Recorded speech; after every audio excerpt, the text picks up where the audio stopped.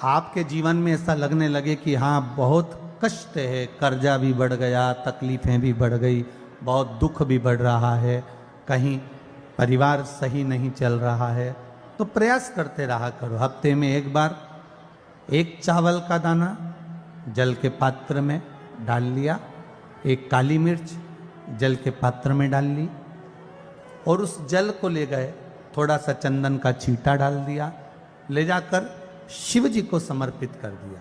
शंकर को जल चढ़ाने के लिए 5 स्थान हैं जहां शिव को जल चढ़ाया जाता है और शंकर उस जल को स्वीकार करते हैं, जिसको पंचगंगा कहा गया। 5 स्थान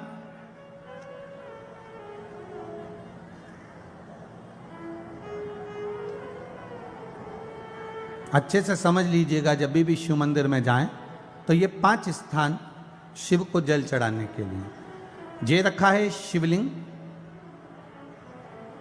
गोल जलाधारी, ये चरण जहां से पानी नीचे की ओर जाता है।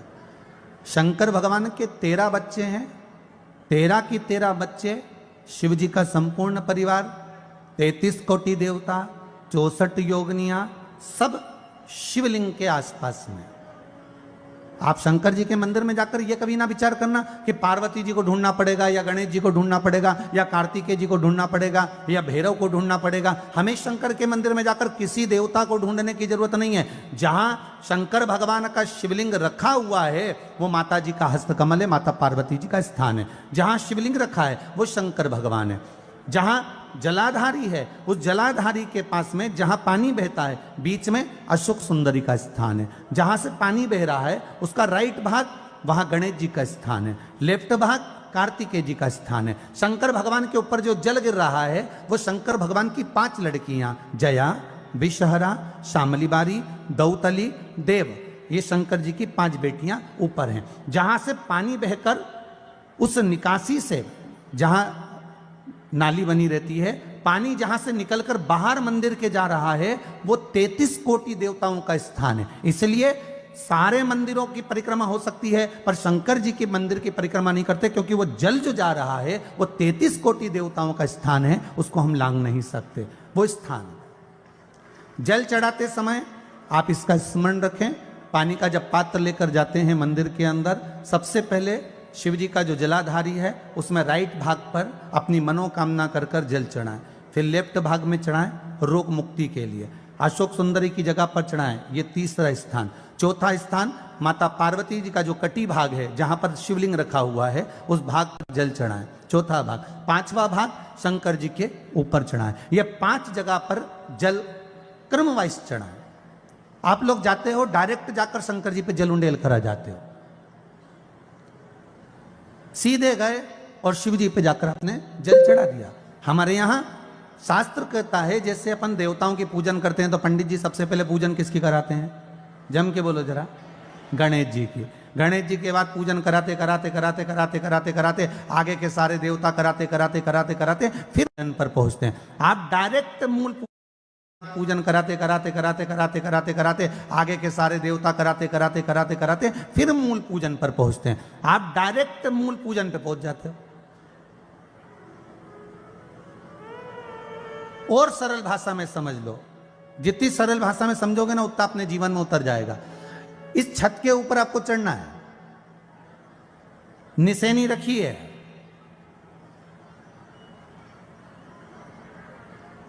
पाए लगे हुए हैं, आप कैसे चढ़ोगे? एक एक पाए पर पांव रखकर चढ़ोगे कि डायरेक्ट पहला पे रखोगे आखिरी पर? जम के बोलिए जरा, एक एक पाए पर पांव रखोगे ना कि धीरे धीरे हमको चढ़ना है। उसी तरह शिव मंदिर में पहुंचने के बाद पहला गणेश स्थान, कार्तिकेय स्थान, अशोक सुंदरी का स्थान। अशोक सुंदरी के स्थान पर जल क्यों चढ़ाया जाता है?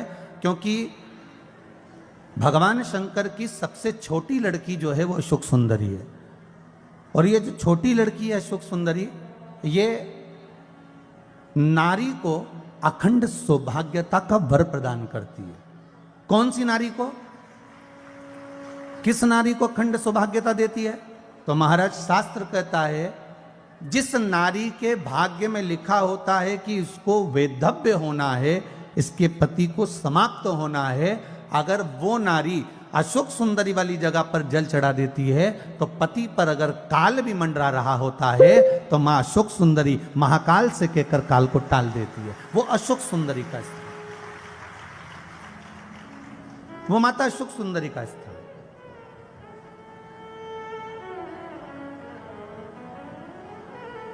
जल चढ़ाने का एक नियम है। यहां जल चढ़ाया, फिर कार्तिकेय बाबा को चढ़ाया, फिर अशोक सुंदरी को चढ़ाया, फिर कटी भाग पर।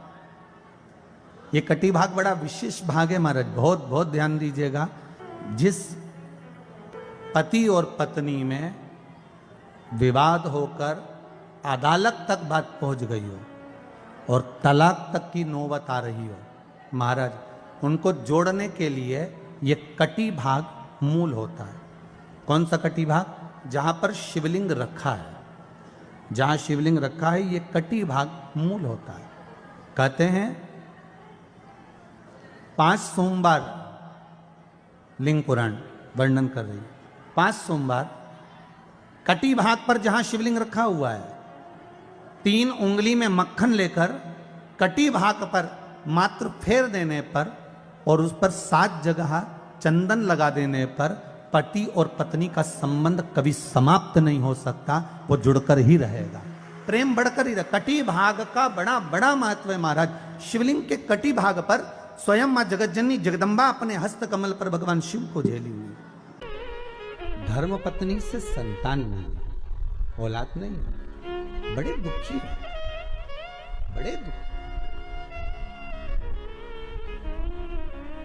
अच्छा, संतान नहीं हो, किसी नारी की गोद अगर, स्त्री की गोद अगर खाली रह जाए तो भी दुख होता है उसको कि मेरे घर में औलाद नहीं, संतान नहीं। हम कई बार कहे, आज फिर कहते हैं, ये टेस्ट भी बाद में कराना, सारी जांचें बाद में कराना। एक बार शंकर का भजन कर कर देख लो। सब जगह से अगर हार जाओ और सारे रिपोर्ट आपकी आपने सब दूर दिखा ली तो एक बार शंकर पर भरोसा कर कर तुम रुका जी का नाम लेकर सफेद आंकड़े की जड़ को शिवजी पे से रजस्वला धर्म के 7वें दिन 21 बार घुमा लो। नाम गोत्र बोलकर कमर में लाल धागे में बांध लो। पीपल के पत्ते शिवजी को चढ़ाओ, उठाकर लाओ। उस एक पत्ते को रात्रि को गाय के दूध में उकालो और उस दूध को दोनों पति पत्नी पियो। साथ रहिए, समय आएगा, बाबा चाहेगा तो 3 या 4 महीने में गर्भ ठहर ही जाएगा। सारे डॉक्टर को दिखा लिया अपनी जगह, टेस्ट भी करवा लिया अपनी जगह, पर एक बार प्रयोग, और वो विश्वास रखकर करना पड़ेगा। शंकर पर जो भी कार्य कर रहे हो आप, जो उपाय कर रहे हो आप, शिव का स्मरण कर, भगवान पर अगर विश्वास रखोगे, भरोसो दृढ़ इन चरणन कहो, श्री वल्लभ नक चंद्र छटा बिन सब जगह माही अंधेरो। अगर भरोसा है तो शंकर है, और भरोसा नहीं तो शिव कहां से? विश्वास लेकर अगर आए हो तो काम तो होगा। ये लोग काशी से आए हुए हैं, विश्वास लेकर ही तो आए होंगे कि हम जाएंगे शंकर की कथा में तो बाबा कृपा जरूर करेगा। कई लोग यहाँ पर बैठे हुए हैं जो विश्वास लेकर आए हुए हैं, दूर दूर से आए हुए हैं, केवल विश्वास लेकर कि भगवान कृपा करेगा किसी ना किसी रूप में, मुझे विश्वास है कि बाबा मेरी सुनेगा। और फिर कहता हूं, कथा में अगर आपने मन लगा लिया, भले टीवी चैनल के माध्यम से श्रवण कर रहे हो, भले मोबाइल के माध्यम से श्रवण कर रहे हो, भले पंडाल में सुन रहे हो, बाबा से अगर दिल से आपने अगर कह दिया तो 3 महीना बहुत होता है सब कामना पूरी होने के लिए। मेरा बाबा आपको कुछ ना कुछ दे ही देता है, बस आपकी रुचि के अनुसार सुख प्रदान कर ही देता है। आप उस पर विश्वास, भरोसा, भटकना नहीं है हमको, मार्ग से विचलित नहीं होना। मान लो कोई व्यापार, कोई दुकान, कोई फैक्ट्री आपकी ठीक नहीं चल रही है, आप ठेला लगा रहे हो, सब्जी की दुकान लगा रहे हो, कोई दुकान खोल कर बैठे हो, कोई फैक्ट्री लगा कर बैठे हो, कोई व्यापार कर रहे हो और उस व्यापार में तुम्हें आनंद नहीं आ रहा, बहुत तकलीफ चल रही है, बहुत तकलीफ, सब कुछ करके देख लिया पर वो तकलीफ मिटी नहीं रही, तो थोड़े दिन, थोड़े समय किसी भी शंकर के मंदिर में बटकेश्वर महादेव के नाम से एक बेलपत्र चढ़ाने का तरीका जरा समझ लेंगे। आप अगर जिस दिशा में खड़े हो। अगर आप शंकर के शिवलिंग के इधर हो तो बेलपत्री का डंडी का मुख आपकी ओर होना चाहिए। आप इधर हो तो डंडी का मुख उधर हो, आप उधर हो तो डंडी का मुख उधर हो, आप इधर हैं तो डंडी का मुख इधर हो। बटकेश्वर महादेव के नाम से शंकर जी के मंदिर में एक बेलपत्री पर डंडी का मुख अपनी ओर होना चाहिए। जो डंडी है इसका मुख अपनी ओर। बटकेश्वर महादेव के नाम से एक बेलपत्र शंकर भगवान को समर्पित करो बटकेश्वर महादेव के नाम से। और बेलपत्र चढ़ाने के बाद में जो तुम्हारे कलश में जो जल है, लोटे में जो जल है, वो 7 बार, लोटे का जल 7 बार, 7 बार से मतलब है अलग से लोटा भरना नहीं है, 7 बार उसी लोटे का जल जब बेलपत्र डंडी समेत समर्पित कर दें, 7 बार उस लोटे के जल को 7 बार बटकेश्वर महादेव का नाम लेकर अपनी मन की कामना कर कर बाबा से विनती करते हुए कि बाबा मेरी ये छोटी सी अर्ज स्वीकार करते, 7 बार उस जल को चढ़ाओ। लगातार कम से कम आप 15 से 20 दिन तक लगातार बटकेश्वर महादेव के नाम से चढ़ाओगे। ऐसी कोई दुकान और फैक्ट्री नहीं तो चले नहीं और आगे बढ़े नहीं और काम सुलझे। बटकेश्वर महादेव, भगवान शंकर का ये नाम, भगवान शिव का ये स्तुति, भगवान शंकर का ये नाम बटकेश्वर महादेव। स्वयं भगवान शंकर ब्रह्मा जी का जब सिर कटकर बड़का पेड़ बन जाता है और उस पेड़ के नीचे, वृक्ष के नीचे शंकर भगवान विराजमान हो जाते हैं, शिव जी उसके नीचे विराजमान हो जाते हैं, उसी का नाम बटकेश्वर महादेव पर। बटकेश्वर महापुराण की कथा कहती है, भगवान शंकर का चरित्र कथा है कि जिस बच्चे को, जिस मनुष्य को, जिस स्त्री को, जिस कन्या को, जिस बेटे को, बेटी को, बुजुर्ग को, महिला को, पशु को, पक्षी को, जानवर को, जलचर को, थलचर को, किसी को भी अगर शंकर जी की पूजन करना नहीं आए, आड़ी टेढ़ी भी कर देगा तो भी शंकर भगवान उसको स्वीकार कर लेंगे और शंकर उसको वर प्रदान कर देंगे। शिव उसकी पूजन को स्वीकार कर लेते, शंकर भगवान उसकी पूजन को स्वीकार करते।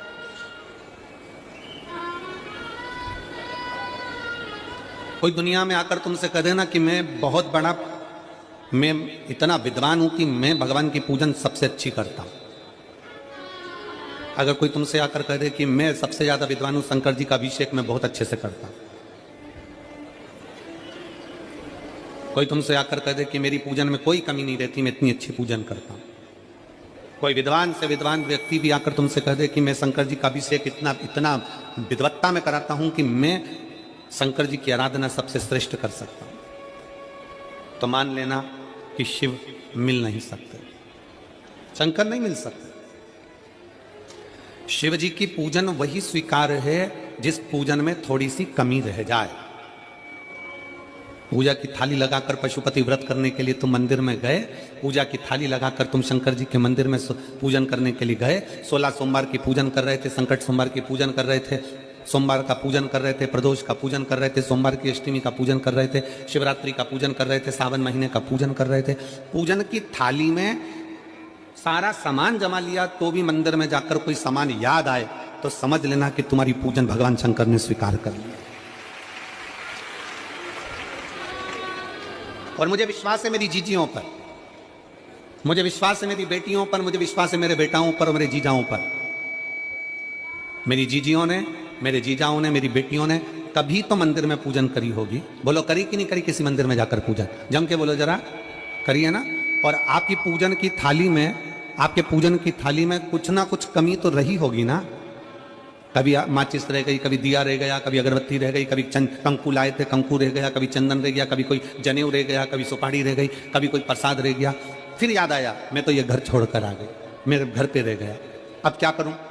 शंकर जी की कथा कहती है कि शिव उपासना में अगर तुम्हारी थोड़ी सी कमी रह जाए, समझ लेना कि शंकर जी ने तुम्हारी उपासना को स्वीकार कर लिया। और यह केवल तुमसे ही मतलब नहीं है,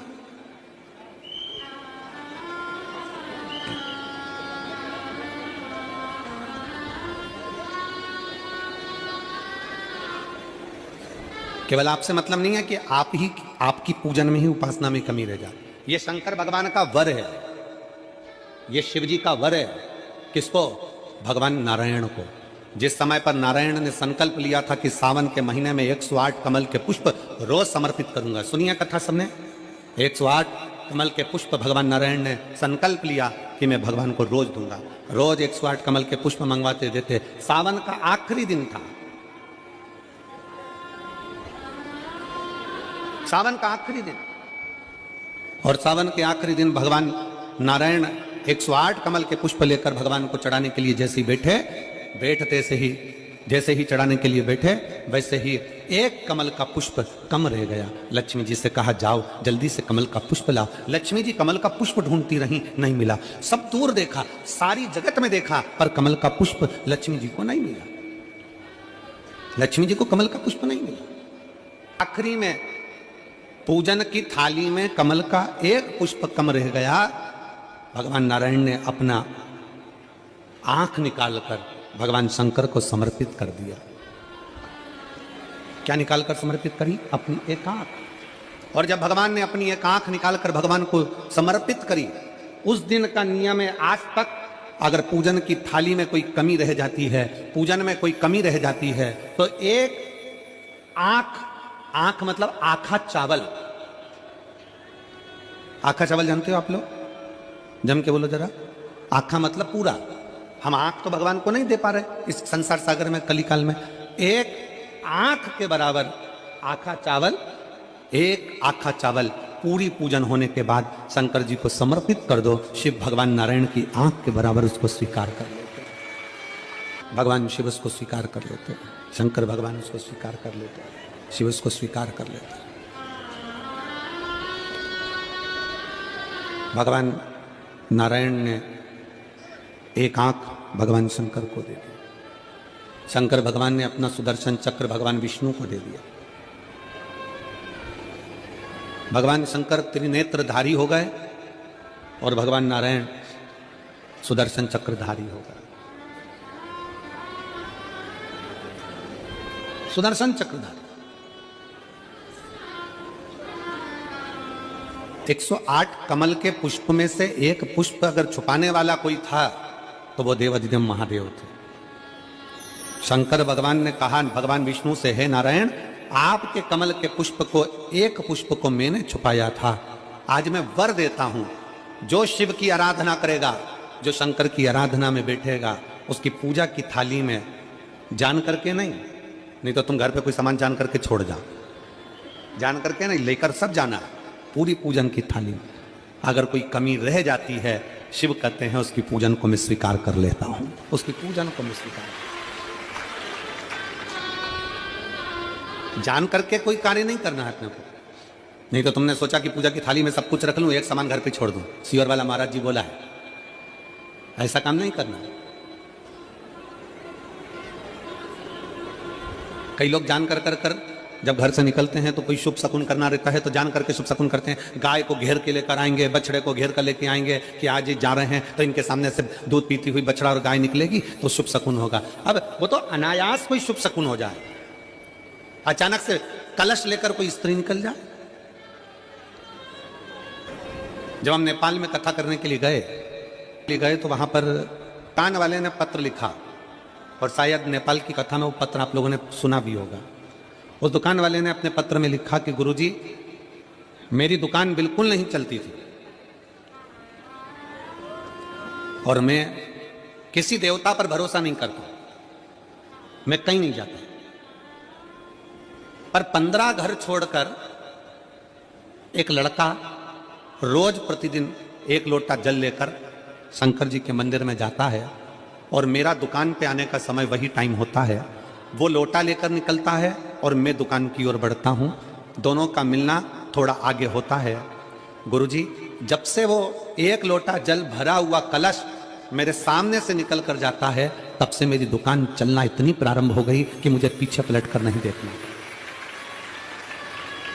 अब ना उस दुकानदार ने उस लोटे वाले को कहा कि तू जल लेकर जा, उस लोटे वाले ने भगवान शंकर की कथा को श्रवण करा और एक लोटा जल लेकर शंकर के मंदिर में जाना प्रारंभ करा।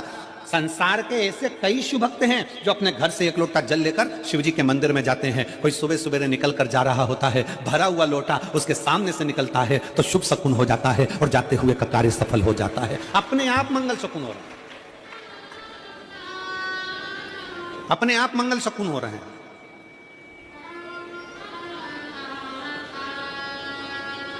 ना जाने कितनों के कार्य अपने आप हो रहे हैं और कर का हो जाता है और शिव उसको स्वीकार कर लेते हैं। लंबी बाती का प्रमाण अलग होता है। लंबी बाती क्यों लगाई जाती है? भगवान के मंदिर में दीप में, देवियों की पूजन में, लक्ष्मी की वृद्धि के लिए। कौन से देवता क्या लंबी बत्ती लगती है और कौन से देवता क्या गोल बत्ती लगती है, उसका भी प्रमाण बनना। किसी देवी की पूजन करो तो लंबी बत्ती आती है, कुल देवता की पूजन करो तो लंबी बत्ती आती है। किसी मंदिर में किसी देवता को लगाने जाओ तो गोल बत्ती लगती है, उसका भी प्रमाण है। लंबी बत्ती जहां लगाई है, अगर लक्ष्मी के सामने लगाई है तो लक्ष्मी की लंबाई बढ़ती है, लक्ष्मी की वृद्धि बढ़ती है। अगर कुल देवता के नाम की लगाई है तो वंश की वृद्धि होती है। इसलिए हमारे यहाँ अमावस्या पूनम को जो पाटे माटे भराते हैं उसमें गोल बत्ती नहीं लंबी लगाई जाती है, जिससे हमारा वंश बढ़े। नवरात्रि में देवी जी की जो बाती लगाई जाती है वो लंबी लगाई जाती है, गोल नहीं। क्यों? क्योंकि जिससे माँ हम पर कृपा बना कर रखे, हमारा वंश खूब बढ़े, हमारे यहाँ लक्ष्मी की वृद्धि हो। स्थिर बाती गोल बाती लगाई जाती है ब्रह्मा के मंदिर में, इंद्र के मंदिर में, देवता के मंदिर में। तुलसी के सम्मुख में लंबी बाती नहीं लगती, तुलसी के सम्मुख में गोल बाती लगाई जाती है महाराज, जिससे स्थिरता का भाव केंद्रित हो। स्थिरता का भाव की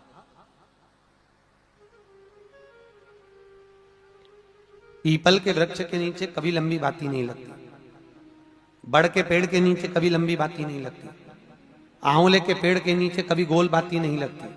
आंवले के वृक्ष के नीचे लंबी बाती लगना चाहिए। धन की वृद्धि, सुख समृद्धि। तुलसी के पौधे के नीचे लंबी नहीं लगती, गोल बाती लगती।